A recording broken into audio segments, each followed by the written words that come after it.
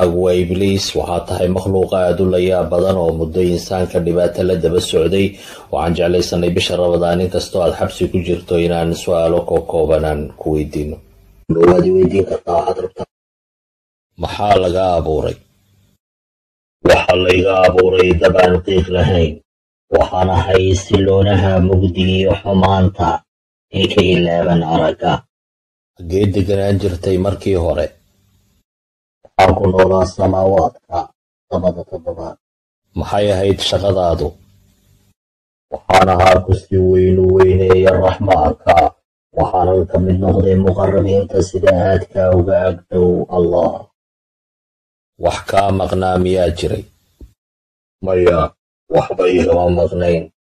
maxaa dhacay oo kaa fogeeyey ilaah agtiisa oo ah maqaamka ugu wanaagsan ee noole helo isla weyne ayaa reerkani gaadhsiisay waxaan ka gudbay xadkaygii waxaana ila fogaaday qabkaygii ilaa markii dambe ilaah iga fogeeyey raxmaddiisii waana laydayriyey aakhrataankii maxaad u malaynaysaa inuu dhaliyey inaad fallaagowdo allah markuu ciidan dhulka ka abuuray waxaan ogaaday inuu rabo inuu ka yeelo khaliifo dhulka dhaxasha insaankuna yahay bashar la karaabiyey ilaahna wuxuu dalbaday inaan u sujuudno aadam wayna u sujuudeen dhammaantood malaa'igtii waxa laga reebo aniga waana diiday inaan aqbalo arrinkaa waxaanan ku caasiyey ilaaha caalamiinta ka warran bal sideed u aragtaa bini'aadanka ayaan ugu necebahay aadal iyo tafiirtiisa cadaawad fog ayaanu hayaa waayo daraaddood ayuu ilaah si kaba dambaysa iiga fogayay naxariistiisa waxaad inoo faahfaahisaa istaraatiijiyadda aad ku burburinayso bini'aadanka ahmiyadda ugu weyn waa inaan ka fogeeyo allah waxaan ku furaa tashuush iyo shakiguna waa unka ugu weyn aanu isticmaalo waan shaki ka geliyaa wax walboo nolosha caadiga waxaan ka lumiyaa jihada waxaan qurxiyaa xumaanta oo aan ku daahu shabahayo dhasarcaadka beenta oo aan ku shakalo runta waxaan aaminsiiyaa walaalka fitarka iyo maskaxda ilaa dee marka dambe uu ka gaaro inuu inkaro ilaaha iskale awoodda abuurka waxaanan ka shaqaynaa hal iyo habeen aniga iyo shayaadiinta faraha badan ee la shaqaysa kala taga tafaraaruqa muranka furiinka rajabeelkana si weyn ayaanu nagu raaxaysanaa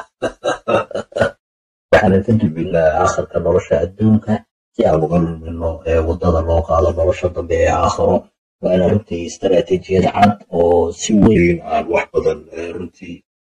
guul weyn aan uga gaadhnay muddooyinkan dambe maadaama aad muddo badan kusoo dhex jirtay hawshan bal ka warran adiga mustaqbalkaaga anigu runtii waa ogsoonahay in ilaah wejigiisa aan rajo dambe ka qabin inaan arko oo lay fogeeyey waxaana ii sugnaaday cadaab daran wakhtiguna waa isgurayaa waxa ii harsan oo qura inaan fuliyo naartii ilaah agtiisa aan ku galay waxaana aniga iyo shayaadiinta faraha badan ee la shaqaysa ilbadhaqsi walba aanu ku dadaali doonaa inaan u kaxaysanno xagga cadaabta tirada ugu badan ee bini'aadanka intii aan awoodno inaannu cagaha ku jiidanno mana dhici doonta inaan keli cadaabta ku noqdo ugu dambayn fariinta aad diraysaa maxay tahay mahadsanid waxaan rabaa inaan fursaddan uga faa'iidaysto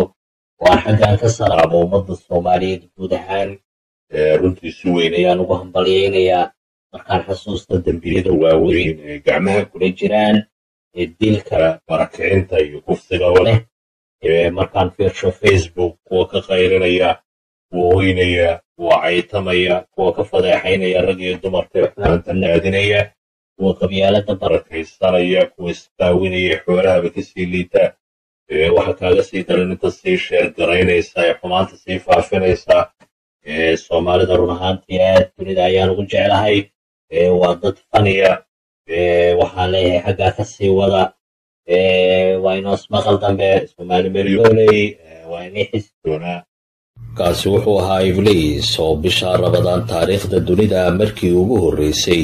waraysi ku bixiyey afka Soomaaliga